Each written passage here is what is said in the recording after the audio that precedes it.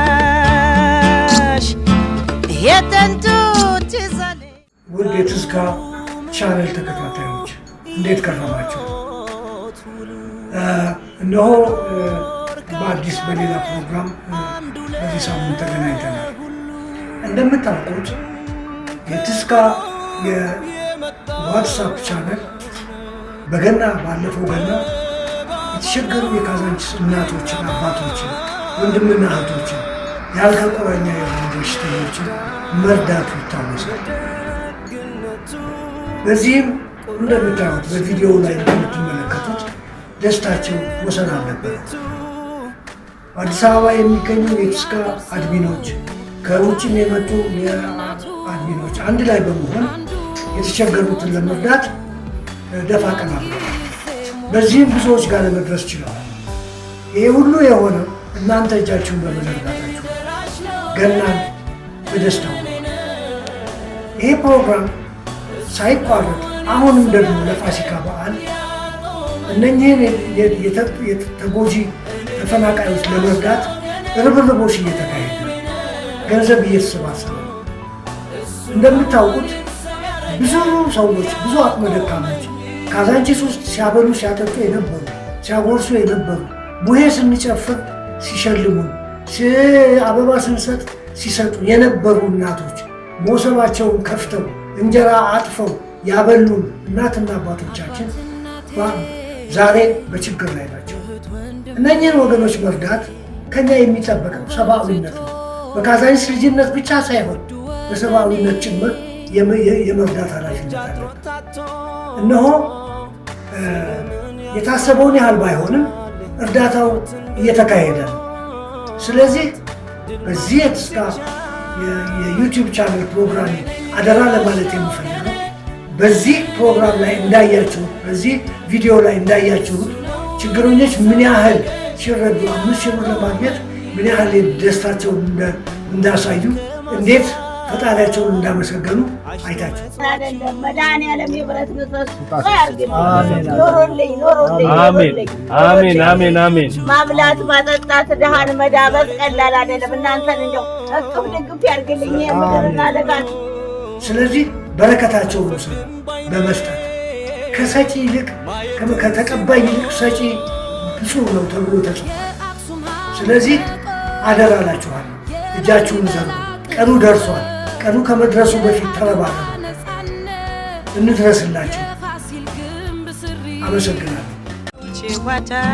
ችዋታሽ የተንቱ ትዛለ ቃል በገባነው ጊዜና ጥራት መሰረት 4 ብሎኮችን በሴምሲና በአያት ለውድ ደንበኞቻችን ቁልፍና ካርታ አስረክበን ኑሮ አስጀምረናል። ዝቋላ ፓርክ ቪው አፓርትመንት በፕሪሚየም ሎኬሽን ቦሌ አትላስ መስቀለኛው ጋር የአዲስ ዙ ፓርክ እይታ ያላቸው ከአፍሪካ ትልቁ ወተር ፓርክ ፊት ለፊት ለኢንቨስትመንት ቢሉ ለመኖሪያ እየተመቹ በኮሪደር ልማት ያሸበረቁ በወንዝ ዳር ልማት ደግሞ የደመቁ አፓርትመንቶችን በወለል 4 ቤቶች ብቻ በ20% ቅድመ ክፍያ ከባለ 1 እስከ ባለ 3 መኝታ አማራጭ ያላቸው ሌክዠሪ አፓርትመንቶችን በሙሉ ማጠናቀቂያ ከዝቋላ ሪል ስቴት የ34 ዓመት የኮንስትራክሽን ልምድ ባለው ዝቋላ ኮንስትራክሽን ሲስተር ካምፓኒ ዝቋላ ሪል ስቴት ለሽያጭ የቀረቡት እነዚህ አፓርትመንቶች 20% ቅድሚያ ከፍለው ቀሪውን ደግሞ ከወለድ ነጻ ተረጋግተው የሚከፍሉበትን እድል አመቻችተንሎታል። ለበለጠ መረጃና የወደፊት ቤቶን ለመጎብኘት አሁኑኑ ይደውሉልን። ዝቋላ ሪል ስቴት። ችዋታሽ የተንቱ ትዛለ ውድ የትዝታ ተከታታዮች ባለፈው ሳምንት ካሰግደው ጋራ ያደረግነውን ውይይት ተከታትላችኋል። በገባሁላችሁ ቃል መሰረት ቀጣዩን ይዤ መጥቻለሁ። ቀጣዩን ክፍል እንድትከታተሉ በአክብሮት ጋብዛለሁ። አመሰግናለሁ። ችዋታሽ የተንቱ ትዛለ የሚገርም ትውስታ ነው። እስኪ አሁን ደግሞ ወደ ወክማ ልውሰድህ። ወክማ ምን ትዝ ይልሃል? እነማንን ታስታውሳለህ? እስኪ ከነበረው ብረት ከሚያነሱት፣ ቴብል ቴኒስ ከሚጫወቱት፣ ከቴዘር ቦል ከመሪዎቹ ጀምረህ ከባንዶቹ እስኪ ያሳለፍከውን ትዝታ በወክማ እስኪ አጫውተን። እንግዲህ አጥናፊያው ወደኋላ ወደ ወክማ ራኤል ወክማ በጣም የማስታውሳቸው ሁለቱን የአንጋፋ ሰዎች ነው። አቶ ጋሽ ለማና ጋሽ በቀለ እነሱ በጣም ትዝ ይሉኛል። ያው ትልቅ ባለውለታችን ናቸው። በጊዜው ሰብስበውን ለኛ እድገት ትልቅ አስተዋጽኦ አድርገዋል። ትምህርት ቤት በሚዘጋበት ጊዜ በተለይ ጊዜያችንን የምናሳልፈው እዛ ነበር እና በጣም በጣም ትልቅ ሰዎች ናቸው። ሌላ እንግዲህ በዛ ትዝታዬ ከወክማ አጥር ስር ብነሳ ያው እንግዲህ አጥሩ ስር ያላችሁት እናንተ ናችሁ። አንተንና ቢቢን ያው በጣም አስታውሳለሁ። መቼም አልረሳም። ቢቢማ ያው ክላስሜቴም ስለነበረ ነፍሱን ይማር ሰምቻለሁ ሁሉንም ነገር። ሌላው በዛን ጊዜ ያው ወክማ የሚያዘወትሩት ልጆች እነ አለሙ ደምሴ፣ ተስፋዬ ባሩድ፣ ድንቢሽ፣ ኤልያስ፣ ነቢዩ ኤፍሬም፣ መስፍን ልሳኑ፣ አካለ ወርቅ ልሳኑ፣ ፈቃደ መሰለ፣ ገሰሰ ተወንድ በላይ፣ ነቢዩ ኤፍሬም፣ ታዱ፣ ተፈራ ቦዲው፣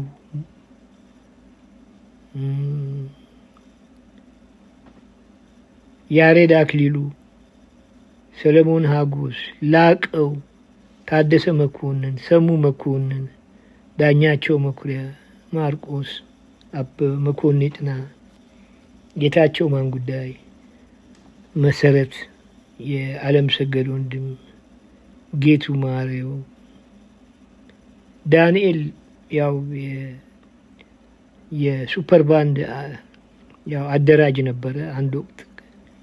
እሱ ጸጉረ ሉጫ ትዝ ይለኛል። አበበ ተፈረደኝ ድምፃዊ፣ ሙልጌታ ኪዳነ ማርያም ጎበዝ ፒንክ ፖንክ ተጫዋች፣ የበየነ ኪዳነ ማርያም ወንድም፣ ፍቃዱ መሰለ፣ አምነው ነገደ፣ ገረመው ነገደ፣ ፍቅሩ ጌታነህ፣ ገረመው ጌታነህ፣ የተስፋዬ ባሩድ ወንድም ደግሞ ነበረ። እሱን ረሳሁት። እና ደግሞ አስራት በቀለ። ያው እነዚህ በብዛት ማስታውሳቸው ናቸው። እንግዲህ የእነዚህ ሁሉ ስብስብ ነው። ያው በወቅቱ ወክማ አካባቢ የነበሩትን አክቲቪቲዎች እንትን እናደርግ የነበረው። ወክማ በእውነቱ ያው ብዙ አይነት ጌም አለ። ቴዘር ቦል አለ፣ ፒንክ ፖንክ አለ፣ ቦክስ አለ፣ እግር ኳስ አለ፣ ፊልም አለ በየሳምንቱ የሚታይ። እሱ ከድሮም ከጥንትም ነው። ሜዳው ላይ ኳስ የምንጫወትበት ሜዳ ላይ በነጭ ስክሪን ያው ብላክ ኤንድ ዋይት አክሽን ፊልም አለ የነ ቻርሊ ቻፕሊን እና አልፎ አልፎም ያው የተለያዩ እንትኖች ይታያሉና እነዚህ ትውስ ይሉኛል። እና ያው አንድ ወቅት ያው እንግዲህ ከጎረቤት የነበሩት የጃንጥላ ፋብሪካ ሰራተኞች ሙቭ አድርገው ወደ መካኒሳ ሄደው ነበር። መካኒሳ እንዲሄዱ ያው አንድ ትልቅ ዝግጅት አዘጋጅተው ለምርቃት መሰለኝ ጋብዘውን ሄደን ነበር። እዛ መካኒሳ በደንብ ከዚህ ተዘጋጅተን በእነሱ በሰጡን መመሪያ መሰረት ያለንን እዛ ሰውን ኢንተርቴን ለማድረግ ያው ቦክሰኛ አዘጋጅተዋል፣ እግር ኳስም አዘጋጅተዋል። እነሱ ያን አድርገዋል። እኛ ደግሞ ከዚህ የኦርኬስትራ የሱፐር ባንድ የሚባል ኦርኬስትራ ነበረ የኡራኤል። እዛ ውስጥ በድምፃዊነት ይጫወቱ የነበሩት አበበ ተፈረደኝ ጎበዝ ዘፋኝ ነበር። እንደውም ያን ጊዜ እነ ማሞ ወልዴ አሸንፈው መጥተው አንድ የወጣ ዘፈን ነበረ ማራቶን እልልታ እያለ በቃ ሲዘፍን ምን በቃ እንደው ጌቱ ማሪው የሱዳን ሙዚቃ ይጫወታል። ልክ እንደ ሱዳን ገዋን ይህን ጀለብያ ለብሶ ጠምጥሞ እንደነሱ ያው መልኩ ምን ወደ እነሱ ይሄዳል። እንደዛ እያደረግን ያው ሌላ እንግዲህ እና አካል ወርቅም ይሞካክሩ ነበር ዘፈን። እኛም ከዳር ሆነን እቺ የውሸት ጊታር አለች እሷን ይዘን እንዲች እናደርጋለን። ኦርኬስትራ ዳኛቸው ጃዝ ይመታል። እንደሱ እያደረግን ያው እነ ስለሺ ማነ እና እንትና ማነው ዳንኤል ጸብረ ሉጫ እነሱ ያው እንዴ ያቀናብራሉ ባንዱ እና እዛ ሄደን ዝግጅቱን አሳየን፣ የሙዚቃውን ዝግጅት። ያው ሌላውም ታየ እና መጨረሻ ላይ የነበረው ትርኢት የቦክስ ውድድር ነበር። ቦክስ ውድድር እዛ ያው አዘጋጅተዋል እነሱም ቦክሰኛ። እኛም ከዚህ ያው ይህን የፈረደበትን መስፍንን ነው ያቀረብነው። እሱም ያው እዛ ገባ ቦክስ ውስጥ። ውድድሩ ተጀመረ። በቃ ምንም ጊዜ አልፈጀበትም። ያው በመጀመሪያው ዙር ነው እንደው ጠብ ነው ያደረገው ልጁም ያው ፈርጠም ያለ ነው፣ ለተመጣጣኝ ነው ከመስፍን ጋር። ግን ያው መስፍን የአባቱን የቤቱን ቤተሰቦቹን ወጠጥ ጠጣ እያደገ ሰው ስለነበረ ጥንካሬው በጣም ኃይለኛ ነው። በጣም ነው። እንደውም አንድ ጊዜ ያው መስፍን በሆነ መንገድ ይላከፋል ወደ ንግስት ሰፈር አካባቢ። እዛ አካባቢ ነበሩ ልጆች ያው ትንሽ ፈርጠም ያሉ። ናደው የሚባል ልጅ ነበረ ደግሞ ከሱ ጋር ናደው ብርሃኔ ደግሞ አንድ ነበር እንደሱ ትንሽ እና ደግሞ አሳምነው የአጥሌ ወንድም አለ። ሌላ እነሱ እንግዲህ ያው አንድ ወቅት ላይ ከመስፍን ጋር የሆነ ኮንፍሊክት ተፈጥሮ ቅራኔ ተፈጥሮ ትንሽ መጎሻሸም ነበረና እነሱ ፈርተው አይመጡም፣ በዛ በኩል አይመጡም በፍጹም። በውራኤል አይሄዱም። ወደ ላይ ለመውጣት ሲፈልጉ ውስጡን ነው በዳክዬ ሜዳ አድርገው ወደዛ በመሰረተ ክርስቶስ በኦሎምፒያ አድርገው ወደ ካዛንቺስ የሚሄዱት እና በዛች ከመጡ ያው ዘበኛ ያለ የሚጠብቃቸው ያው ያቋታል። እና መጨረሻ ላይ ያው ሁኔታውን አንድ ወንድም ነበረ እሱ በዛ ቀውጢ ጊዜ ነው አፍነው ነው የገደሉት። የት እንደወሰዱት አናውቅም እስካሁን። ያው ነፍሱን ይማር መችስ። አፋኝም ሌባም ከሩቅ አይመጣም። ያው የዛው አካባቢ ሰው ነው። ዘውዴ አበጋዝ ይባላል። ዘውዴ በጣም ትሁት፣ ቅን፣ ሳቂታ፣ ተጫዋች። ይሄ እንደኛ ሁሉ ታላቃችን፣ የስንት ጊዜ ታላቃችን። ለነ መስፍንም ታላቅ ነው፣ ለሌሎቻችንም ያው ብዙም ትልቅ ባይሆን ጠለቅ ያለ ነው እንደው እና ያው እሱ ሁኔታውን አይቶ ነገሩ ልክ አይደለም፣ ይሄ ነገር መስተካከል አለበት እንዴ ተብሎ ሽማግሌ የሰፈር ሽማግሌ ይዞ እዛ እነሱንም አነጋግሮ እዚህ እኛም አካባቢ ያሉትን አነጋግሮ እርቅ እንዲወርድ ተደርጎ ኡራኤል ያው ዝግጅት ተደረገ ግቢ ውስጥ እና ኡራኤል ግቢ ውስጥ ቁጭ ብለን በቀነ ቀጠሮ እነሱም ይመጣሉ ተብሎ እንጠብቃለን። ያው ልክ እነሱ ሲመጡ ትንሽ አካለ ወርቅ ወንድሜን ደብድባችሁ በሚል አምባጓሮ ሊፈጥር ነበረ። ተው ተብሎ ያው እሱንም አስቁመው ነገሩን አቀዝቅዘው ሰዎች የመጡትን መጥተው በይቅርታ ሁሉ ነገር ሰላም ወረደ። ከዛ በኋላ ያው ባክቱ ኖርማል እና ይሄን አስታውሳለሁ ያን ጊዜ እና ያው በመስፍን አማካኝነት ያው ሰፈሩ የኡራኤል ስም የተጠራ ነበር። ይሄ ምንም እንትንም አይል ነው፣ ሁላችንም የምናውቀው ነው። ሌላ የወክማው ታሪክ ይሄን ይመስላል ከሞላ ጎደል። እንግዲህ ደግሞ ብዙ ነው የሚጨመር ነገር ይኖራል። ወደፊት ደግሞ ድሉ ከተገኘ እንገልጻለን።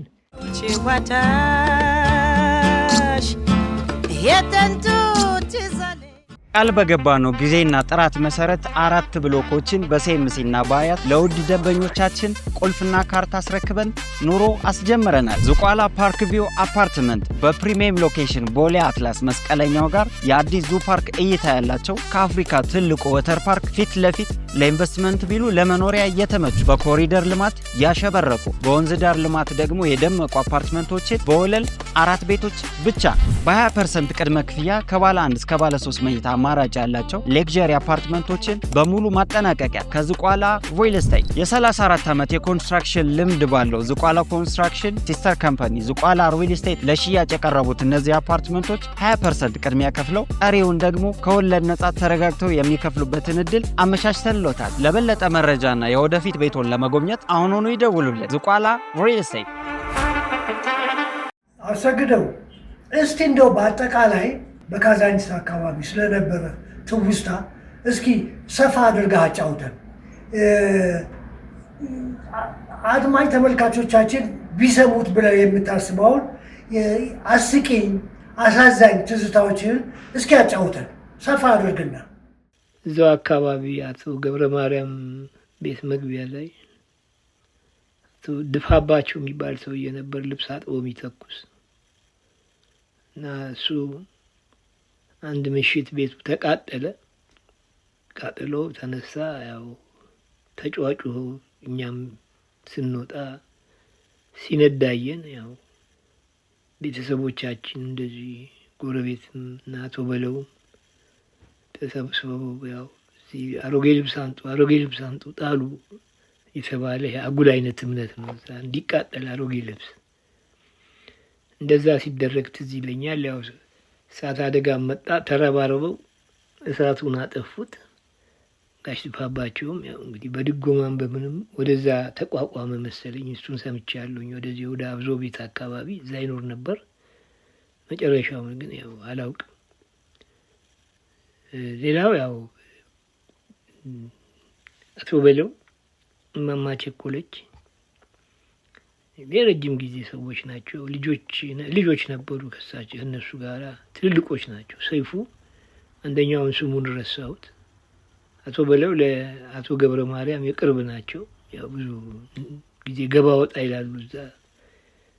ሌላው እንግዲህ ያው እኛም ቤት ቀየርን። የዛው ሰሞን እዚህ አቶ በለው ቤት መደዳ በረንዳ ቤት ነበር። እዛ አንዱ ክፍል ገባን። አዲስ ጓደኞች ያገኘን በአጋጣሚ እዛ። ኃይለ ሚካኤል ይባላል። እህቱ እንደ አረቄ ቤት አላት። እሱ ኤሌክትሪክ መብራት ቆራጭ ነው። በየቤቱ እየሄደ ካዛንቺስ ቤት አንድም አይቀረውም። ሁሉም ቤት ነው የሚገባው። እና ያው አንዳንዴ ገንዘብ ሲያጥራችሁ አይ ቲንክ ነገ እባክህ ዛሬ ገንዘብ የለም ይሉኛል ምናምን ሲል ትዝ ይለኛል። እና እሱ ትዝ ይለኛል። አበበና አስቴር የሚባሉ እህት ነበሩት። ያን ጊዜ ነው እንግዲህ ያን ሰሞን ነው ያው ታህሳስ ግርግር የሚባለው የተነሳው። እሱን አስታውሳለሁ። ማስታውሰውም ያው ቤት አካባቢ ቤት ውስጥ ነን። ሰው ሲንጫጫና በርዝጉ ሲባል ትዝ ይለኛል። ከዛ እኛ ያው በር ተዘጋ። አያታችን ፍራሽ አውርደው መሬት ነው ምንተኛው ዛሬ ብለው መሬት ቁጭ አድርገው እንደዚሁ ያው ስንል ትንሽ ቆየና በር ተከፈተ። ከዛ ሰውም መዝናናት ጀመረ። ተመልሶ ጠጁን መጠጣት ጀመረ ሰው። እዛ በበሩ ሽልክ ብዬ ስወጣ ሳይ ጂፕ መኪና የወታደር መኪና ያው በዛ በኩል ይሯሯጣሉ። ሜጋፎን ነገር ይዘው አይዶን ነው ምን እንደሚሉ ግን ሰዎቹ ይርጋ ተብሏል ሲባል እሰማለሁ። ያን አስታውሳለሁ። ከዛ ፊት ለፊት እንግዲህ አንዴ ደግሞ አንድ አባት ነበሩ። የኔታ አባ ወልደ ማርያም የምንላቸው አባ ወልደ ማርያም ሰብስበው ያስተምሩናል። እዛ በፎቶ ኃይሉ ግድግዳና በዚህ በብረት የሚሸጡ ባንያኖች አሉ። በእነሱ አጥር መካከል እዛ ውስጥ ያው በኔታ ጉሮሮ ጠጅን ቆርቆር፣ በእኛ ጉሮሮ ላይ ቆርቆር ብለን አመስግነን ያው ወደ ቤታችን እንመጣለን። ቀጥሎ እንግዲህ አቶ ኃይሌ ደሳለኝ ንብረት ነው። አቶ ኃይሌ ደሳለኝ እዛ አካባቢ ያው መደዳውን ቤት አላቸው። እሳቸው መግቢያ ላይ አንድ ጎጄ የምትባል ተንቀሳቃሽ ኪዮስክ ናት። አንዴ ወደ ላይ ወደ ታች ያደርጓታል። ለምን እንደሆነ አላውቅም። እዛ ውስጥ ትኖር ነበር በሴተኛ አዳሪነት እና እሷም ጥሩ ሰው ነበረች፣ እንደዚሁ ታቀርበናለች። እነሱ ቤት ፊት ለፊት ያው ትልቅ ሴትዮ አሉ፣ በጣም ትልቅ ሰው ትየ ንጋቷ ነው የምንላቸው። እሳቸው ኦልሞስት እኛ በጣም ለልጅ ሰጥተው አይጠግቡም። በጣም በጣም በጣም ፍቅር የሚሰጡ ሰው ነበሩ። ልጆች ታምሩ፣ አልማዝ እና መኮንን፣ አንደኛውን ዘነጋው ስሙ፣ እነሱ አሏቸው። ከዛ ጎረቤት የነ ምስራቅ እናት ናቸው። ያው እነ ምስራቅም ልጆች ናቸው፣ በጣም በጣም ልጆች ናቸው። እኛም ያው ትንሽ ቆያየንና በዚህ በጋሽ ላቀው ልብስ ማጠቢያ በኩል ላቀው የሚባል ልብስ የሚያጥብ ሰው ነበረ። ወደ እሱ ቤት መሄጃ ላይ አንድ መደዳ በረንዳ ቤት አለ፣ እዛ ገባን። እዛም ብዙ አልቆየንም። ያው ተነስተን ከዛ ቤት ብዙ ታንቆይ አንድ 40 ሜትር ራቅ ብለን ወደ ጣውላ አጥር የነበረው ቤት ሰፊ ግቢ ነው። እዛ ሄደን ተከራየን። እንደው ግቢም አለው፣ ሰፋ ሰፋ ይላል። ክፍሎቹም ብዙ ናቸው። ያው እዛ ስንኖር ቤቱ ያው እዛ ምግብ መስራት ምግብ መሸጥ ተጀመረ። ትዝ ይለኛል ምግብ መሸጥ እንደተጀመረ እዛ እኛ ቤት በብዛት ምግብ ሊበሉ የሚመጡት የአካባቢው ሰዎች የሸዋ ፖሊስ እና የ6ኛ ፖሊስ ጣቢያም ሰዎች አንዳንዴ ይመጣሉ። ያው ሸዋ ፖሊስ እና 6ኛ የሚተዋወቁ ሰዎች አሉ፣ እየተጠራሩ ይመጣሉ። እና ያን ጊዜ የነበሩት ስፖርተኞች በሙሉ የሸዋ ፖሊስ ስፖርተኞች እኛ ጋር ነበር የሚመገቡት። በአብዛኛው እየጻፉ በወር ነው የሚከፍሉ ደሞዝ ሲመጣ። እና ከነሱ መሀል ማስታውሰው ተገኝ በዛብህ 10,000 ሜትር ሯጭ ነበር። የ10 አለቃ ተገኝ በዛብህ። ገዛኸኝ ነዲ የሚባል የተቀደሰ ሰው ነበረ፣ በጣም እርግጥ ያለ ደስ የሚል ሰው። ከዛ አሰፋ አጥናው ጎሬላ ነው የሚባለው በቅጽል ስሙ። ታደሰ ገብረ ጊዮርጊስ ዲክ ታይገር ይባላል በቅጽል ስሙ።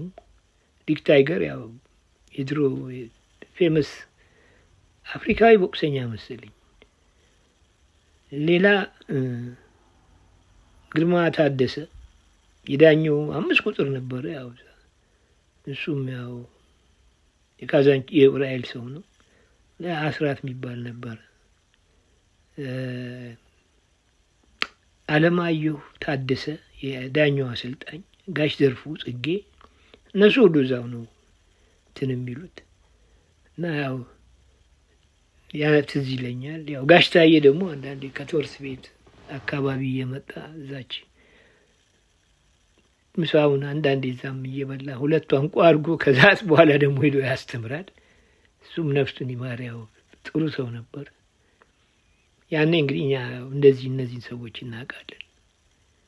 ያ በዚህ እንዳለ ያው አንድ ቀን ያው ቤታችን ላይ ውጪ በሩ ላይ ቆመን ከወንድሜ ጋራ አዲስ ልብስ ተገዝቶልን ለበዓል አይ ቲንክ ቅዱስ ዮሐንስ መጥቶ ለሱ መሰለኝ እና ያችን ልብስ እንደው በቃ ካለበስን አትለብሱም ተብለን እንደው ካለበስን ብለን አለቃቅስን እንደው በቃ አስጨንቀናቸው ያችን ልብስ አወጡና አለበሱ። እሷን ለብሰን ውጭ ቆመናል። አንድ ደግሞ ወንድማ የከዝናችን አለ አንድ እሱም ከኛ ጋር ቆሟል እዛ። እና 2 ሰዎች መጡና በልብሳችሁ ሙሉ ከረሜላ እና ብስኩት ሞልተን እንሰጣችኋለን ከኛ ጋር ከሄዳችሁ አሉን። እንዴ ተገኝቶ ነው ብለን ያው ሄድን። ከነሱ ይዘውን ሄዱና እዚህ ሽሜ ጫካ ነው፣ ሽሜ ጫካ ፓርት ነው። ከነ ዮሐንስ ስለሺ ባቡ ቤት ፊት ለፊት ነው ያለው፣ ጫካው ይታያል። እዛ አካባቢ ወሰዱንና ያው ልብስ አውልቁ ብለው አስወልቀው፣ አንደኛው ልብሳችንን ይዞ ሲሄድ አንደኛው በቃ ይዞ ይመጣል ብሎ ከኛ ጋር ትንሽ ቆየና ላጣለ በኋላ እኛ እዛ በቃ ምንድነው ነገሩ ብለን ያው ስንንከራፈፍ ባንጃ ጉሮሶ አገኘንና ያው ባንጃ ጉሮሶ ይዞን መጣ ቤት። ቤት ወስዶ ሰጠን። ጉድ ተባለ። ያችኑ አሮጌዋን ልብስ መልሰን ለበስን። ከዛ ያው ይሄ ትዝ ይለኛል። እንግዲህ ያን ጊዜ ገና እንግዲህ ያው እኔም ዳዊት አልጨረስኩም ነበር። ዳዊት ልጨርስ እነ ኃይለ ገብርኤል ክፍሌ አቶ ክፍሌ ግቢ እና አምባቸው ቤት ማለት ነው። እነሱ ጋር እዛ ዳዊት እንድማር ተደረግኩ። ከዛ ያው ወደ 6ኛም ጠጋ ማለት ጀመር። ወደዛ መንቀሳቀስ ምናምን ጀመርን። ያው ሌሎች ልጆችም አፈራን። ትንሽ ነፍስ እያወቅን ስንመጣ እንግዲህ ያው በኋላ የብይም የምንም ጨዋታ ተጀመረ። ብይም ጠጠርም ሁሉንም ነገር እንጫወታለን። እዛ 6ኛ አካባቢ ያው ብዙም ሰዎች አልነበሩም። የኛ እኩዮች የተወሰኑ ናቸው። ግርማ ፔንቶ ደረፉ። ከኛ ትንሽ ከፍ ይላሉ እነሱ። አይ ቲንክ 1 ዓመት ወይ 2 ዓመት እንደዚህ ቢበልጡ ነው። ብዙ የእድሜ ልዩነት አልነበረንም። እንደዛ ነበር የምንጫወተው። ብይ አቶ አበበ ረታ በር ላይ ልክ የነ ግርማ ፔንቶ ቤት ፊት ለፊት ማለት ነው። ብይ እንጫወታለን። አንድ ደግሞ ጣሳት የሚባል ልጅ ነበረ። ትንሽ ያው እሱም ተለቅ ይላል ከኛ በጣም። እሱ እየሰበሰበ ያው አንድ ክፍል አዘጋጅቶ ያስተምርን ነበረ። እና እዛ ቸኮል የሚባልም ልጅ ነበረ። እዛ ጋር ስለሺ እዛ ነው የሚኖረው። ስለሺ ማንደፍሮ የስፖርት አስተማሪ እና አባይም አንድ እህት አለቻት። እዛው ነው ያደጉት እነሱ አባይ ስለሺ።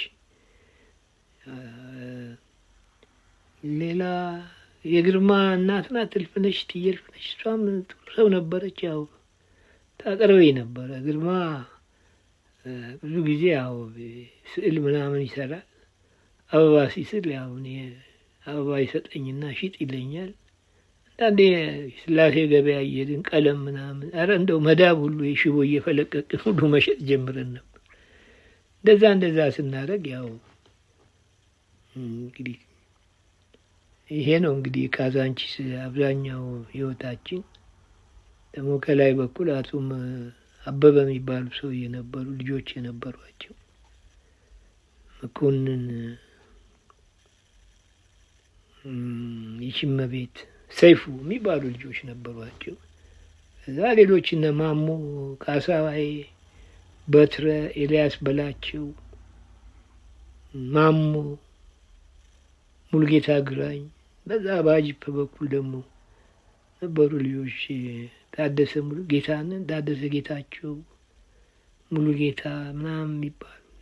ጥላዬ አጎታችን ልጅ እዛ አካባቢ ትኖር ነበር። ያ ነው እንግዲህ የልጅነት እንትናችን የካዛንቺስ። ከዛ በኋላ ደግሞ ደመቀ ወደኛ መምጣት ጀመሩ። ህይወት ትምህርት ቤትም ተጀመረ። አስፋውሰን ተገባ። ከአስፋውሰን በፊት ልቤ ፋና የሚባል ትምህርት ቤት ግርማና አለማየሁ እነሱ ነበሩ የጀመሩት። በዚህ በ6ኛ ፖሊስ ጣቢያ እና በገብርኤል መሄጃ መገንጠያ ላይ አንድ ኃይሉ የሚባል ሰውዬ ነበረ። አናጢ በር ሳጥን ምናምን የሚሰራ ከሱ ቤት ጎን ነበር ልቤ ፋና መጀመሪያ። እና እዛ 0 ክፍልና 1ኛ ክፍል እንደዛ ነገር ነው ያለው። ብዙ አልነበረም። እዛ ትንሽ ሞካከርንና ከዛ ያው አስፋውሰን ገባን። አስፋውሰን ያው እሱም ያስፋውሰኑ ራሱን የቻለ አንድ ምዕራፍ አለው። እንግዲህ ወደፊት ካስፈለገ ያስፋውሰን ያው ብዙ ልጆች ጓደኞች፣ ብዙ ተማሪዎች አሉ። ያስፋውሰንን ህይወት በሌላ እንትን ለማድረግ እሞክራለሁ። ለጊዜው አሁን ያው የካዛንቺሱ አይ ቲንክ በዚህ ቢያቆም ደህና ይመስለኛል። ወደሚቀጥለው ምዕራፍ እንሄዳለን። በጣም አመሰግናለሁ። ሌላ ጊዜም እንደምንገናኝ ተስፋ አደርጋለሁ። እጅግ የተሳካ ትዝታ ነበረ። ወደኋላ ነው የመለስከን። በወክማው በካዛንቺስም በኡራኤልም አካባቢ ያነሳቸው ትዝታዎች እጅግ የሚያስገርሙ ናቸው። አመሰግናለሁ። በአድማጭ ተመልካቾች ስም የጥንቱ ትዝ አለኝ። ውድ የትዝታ ቻናል ተከታታዮች እንዴት ከረማችሁ? እነሆ በአዲስ በሌላ ፕሮግራም በዚህ ሳምንት ተገናኝተናል። እንደምታውቁት የትዝታ የዋትስአፕ ቻናል በገና ባለፈው ገና የተቸገሩ የካዛንቺስ እናቶችን፣ አባቶችን፣ ወንድምና እህቶችን የአልጋ ቁራኛ የሆኑ በሽተኞችን መርዳቱ ይታወሳል። በዚህም እንደምታዩት በቪዲዮ ላይ እንደምትመለከቱት ደስታቸው ወሰን አልነበረ።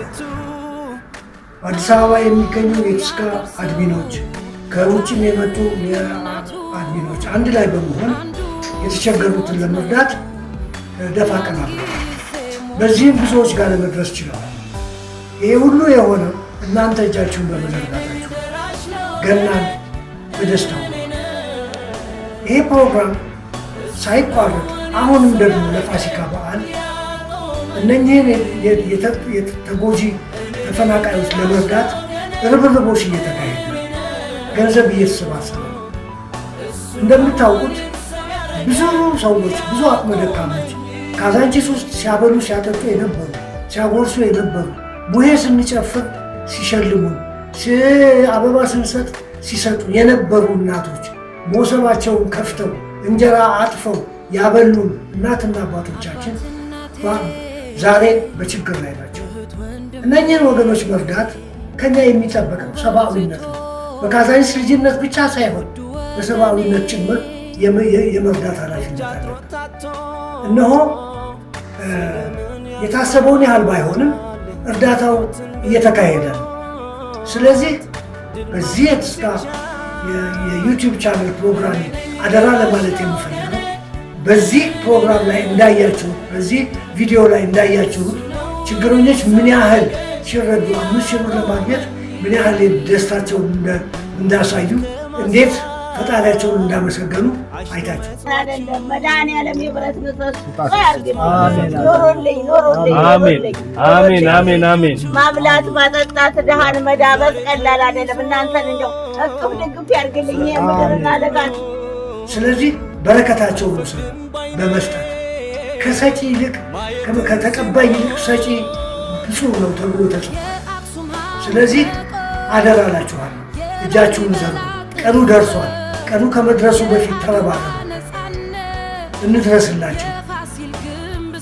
አመሰግናለሁ። ጭዋታሽ የጥንቱ ትዝ አለኝ። ቃል በገባ ነው ጊዜና ጥራት መሰረት 4 ብሎኮችን በሴምሲና በአያት ለውድ ደንበኞቻችን ቁልፍና ካርታ አስረክበን ኑሮ አስጀምረናል። ዝቋላ ፓርክ ቪው አፓርትመንት በፕሪሚየም ሎኬሽን ቦሌ አትላስ መስቀለኛው ጋር የአዲስ ዙ ፓርክ እይታ ያላቸው ከአፍሪካ ትልቁ ወተር ፓርክ ፊት ለፊት ለኢንቨስትመንት ቢሉ ለመኖሪያ እየተመቹ በኮሪደር ልማት ያሸበረቁ በወንዝ ዳር ልማት ደግሞ የደመቁ አፓርትመንቶችን በወለል 4 ቤቶች ብቻ በ20% ቅድመ ክፍያ ከባለ 1 እስከ ባለ 3 መኝታ አማራጭ ያላቸው ሌክዠሪ አፓርትመንቶችን በሙሉ ማጠናቀቂያ ከዝቋላ ሪል ስቴት የ34 ዓመት የኮንስትራክሽን ልምድ ባለው ዝቋላ ኮንስትራክሽን ሲስተር ካምፓኒ ዝቋላ ሪል ስቴት ለሽያጭ የቀረቡት እነዚህ አፓርትመንቶች 20% ቅድሚያ ከፍለው ቀሪውን ደግሞ ከወለድ ነጻ ተረጋግተው የሚከፍሉበትን እድል አመቻችተንሎታል። ለበለጠ መረጃና የወደፊት ቤቶን ለመጎብኘት አሁኑኑ ይደውሉልን። ዝቋላ ሪል ስቴት